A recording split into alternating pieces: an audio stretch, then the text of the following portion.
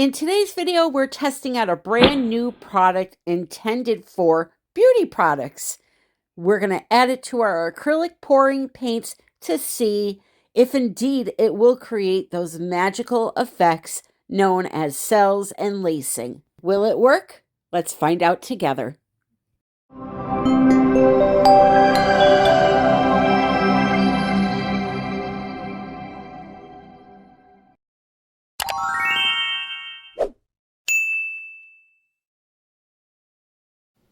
Hello, my friends. Welcome back to another video. So today we have a new product to test out. You're probably looking at that saying, what the heck is it? I thought the name was on the front of the packaging. My bad. Okay, let me start over. We have a brand new product to test out. Dimethicone. Now, I found this shopping for soap making supplies at this company that I buy soap making supplies from, TKB Trading. And dimethicone is another word for silicone. Silicone we use in paints to create cells. This is the purest form of it. It is dimethicone. If you look at the bottle of silicone that you buy on Amazon, the treadmill belt silicone, on the back it says 100% dimethicone. I believe that's the bottle that says it. It's either that or, believe it or not, you could buy KY personal lubricant. They have one, I haven't used it in years. It's called True Feel. Well, wait, let me take that back. I haven't used it for paint pouring. I never use it for anything else. I haven't used it in paint pouring for years. So on the back of that bottle too, it says 100% dimethicone. That's another name for silicone, essentially, dimethicone. But in the soaping world, in the cosmetic world, we use it in things like lotions and conditioners, and it just gives you that silky, smooth feeling on your skin or your hair conditioner, your hair. That's what it's used for. So I'm going to give it a test, and we're going to see how it goes. So that's what we will be doing today. And then at the end of this video, stay tuned because I have a brand new batch of soap to show you. And also, if you missed the last two videos I have released, I have announced giveaways for my soap and a Secret Santa painting. So I'll try to remember to link those videos in the description. If you haven't seen them yet, you want to go watch them, okay?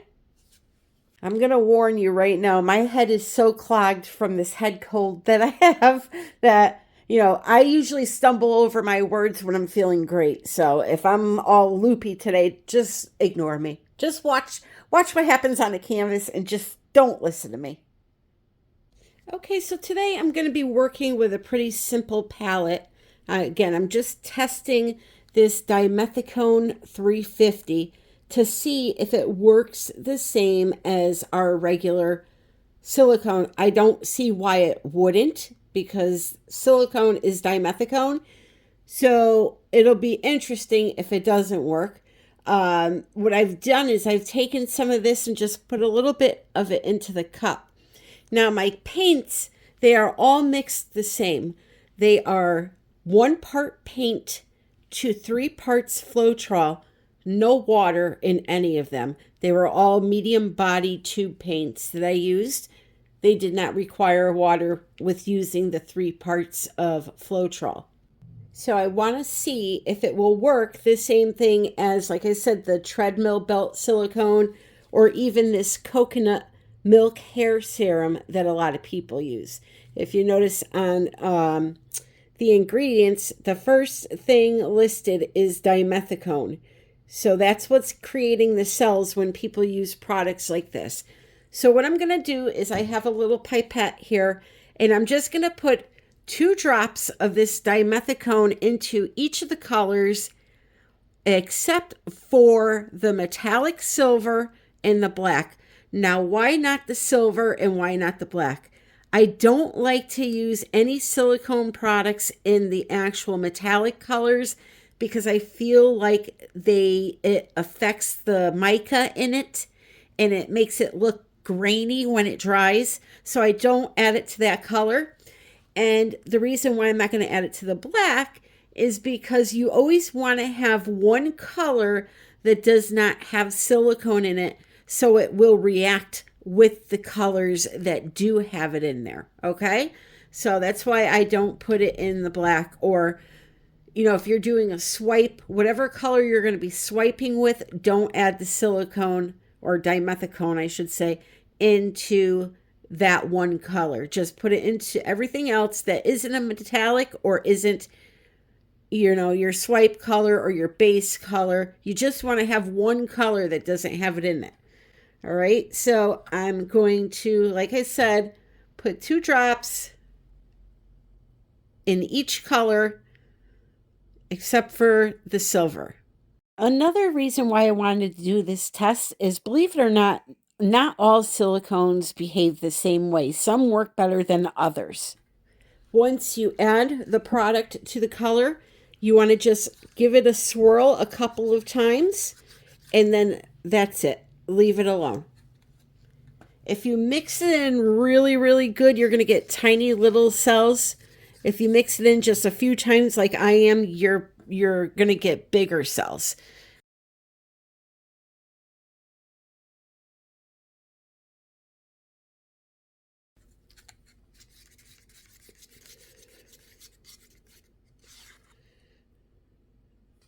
This is my consistency today.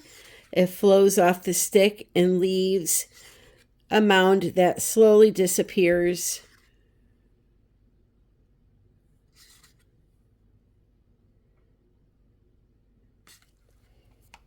All right, so what I'm going to do is I'm going to pour my black base paint all over the canvas. And I'm just going to be doing a very simple technique today to test this out. A lot of times what people will do, though, when they do like old school swipes, is they won't put a base down. They'll take their colors and they'll pour lines of color until the entire canvas is covered. Then they'll just put some black up here and pull it down over the colors. I'm doing it a little bit of a different way today, okay? So just going to spread this out.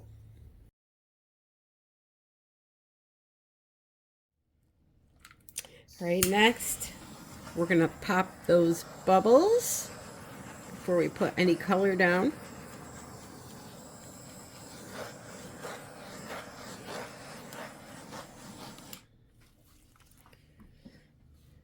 Alrighty. And then, no particular order, I'm just going to lay down some color and give it a good old swiping. So, as I was saying, it's been my experience that not all silicones perform as well as others.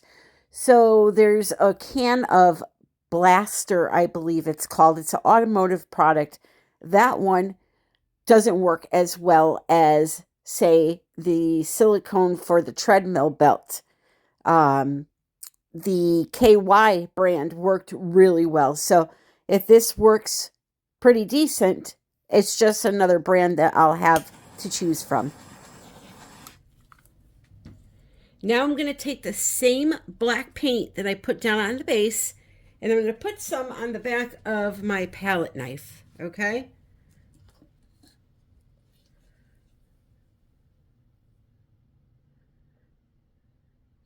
Just like that much. And then I'll take my stick and I'll just smear it out and cover the entire back of the knife. Just like that. And then with one swoop, we're just going to go right over the colors.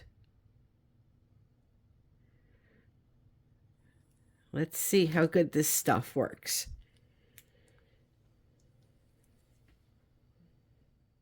Very nice round cells developing. Wow. Wow, wow, wow. Interesting. Let's give it a minute before we put some heat on it.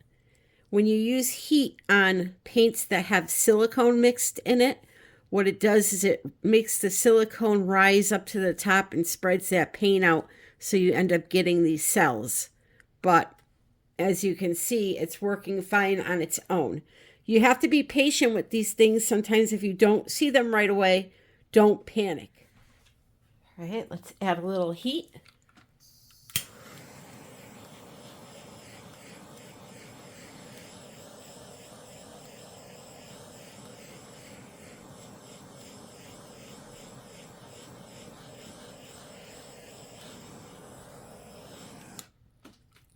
You can see we have some things happening over here too, along the edge. Ghost like cells right in here. Those are pretty cool. All right, let's do another swipe. Let's not add any black paint this time, and let's just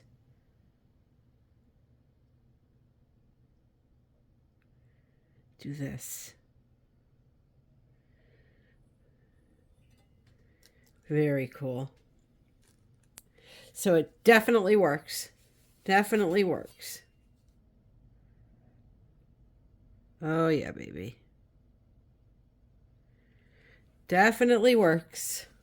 Well, all righty. I love when things work. Very, very nice. Let's go over this area again. Let's not add the black.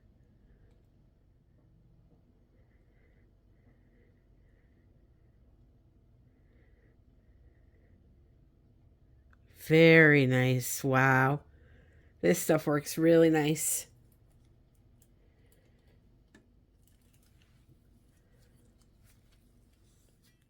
The proof is in the pudding, as they say, and this silicone, or I should say dimethicone, is working marvelously. So you may be noticing a little bit of pink in here. This white color that I used is not a white. It's an interference red paint. Or I'm sorry, is it red? It might be violet. They're very similar, so it's hard to tell. So I get this question a lot about interference paints and what do they do? That's what they do. You don't see any white in this painting, but you're seeing hints of pink flowing throughout the pattern here. And I'll give you a close-up in a second. That's what they do. They're kind of like, you got to think of them like magic.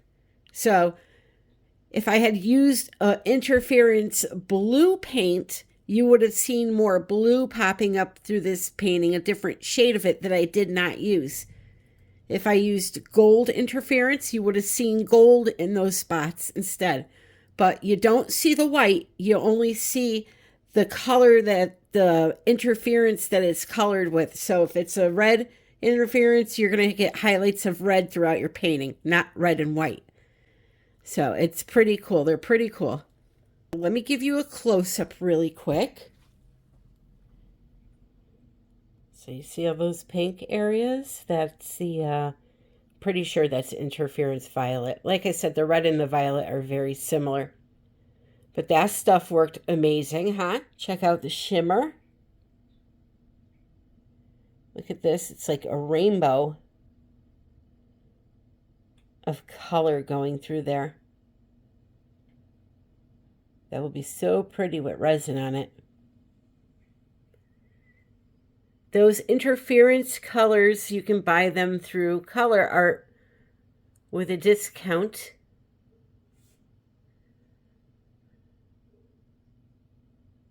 They are the Prizm pour.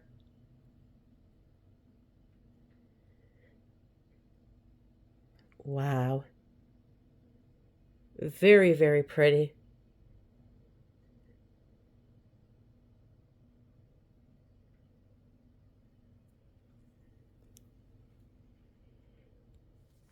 So I'm kind of at the point here where I'm like, do I just leave it alone? It's just a nice swoop of color on a nice strong black background.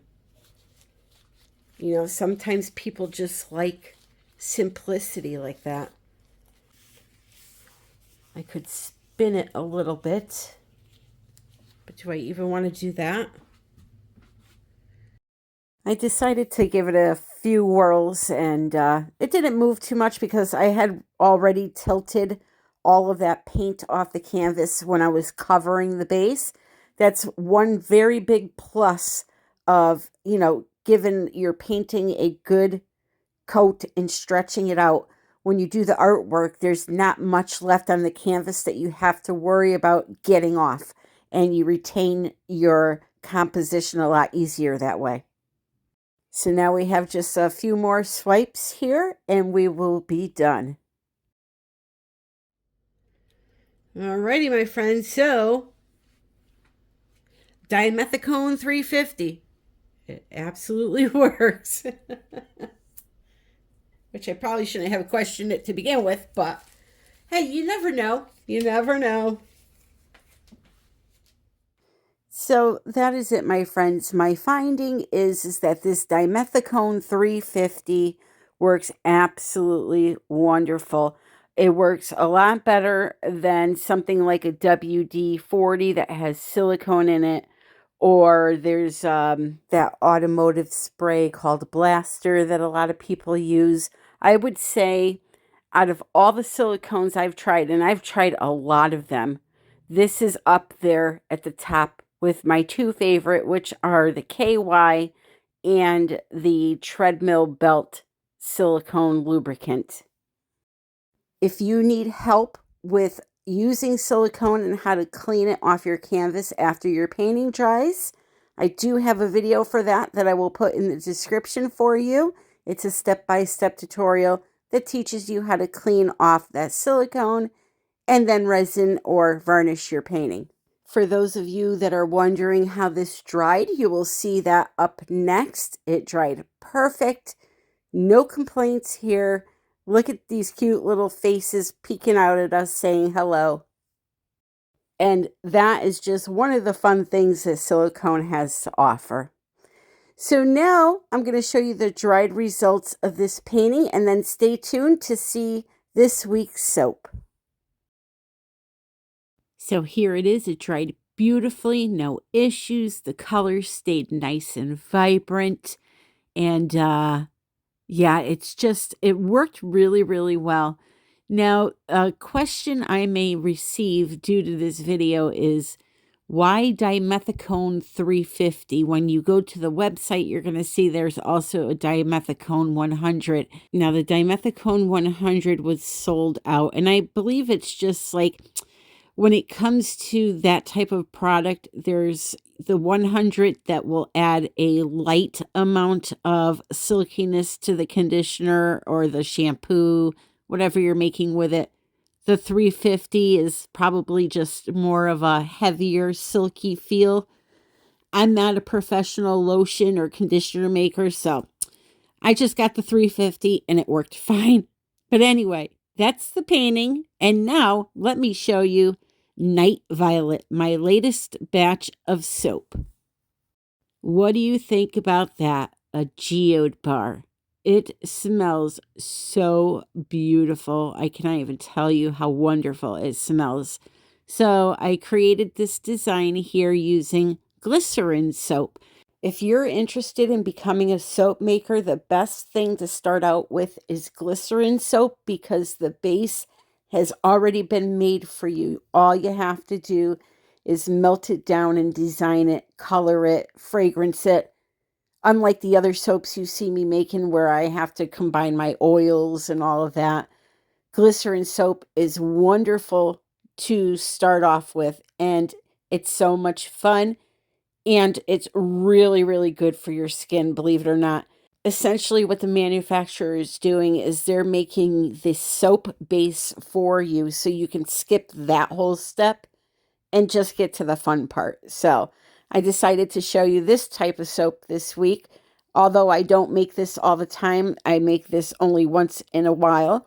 It's of I like to make my soap from scratch. But anyway, I thought this was a fun design and I hope you love it. Thank you so very much for joining me. And until the next time, happy pouring.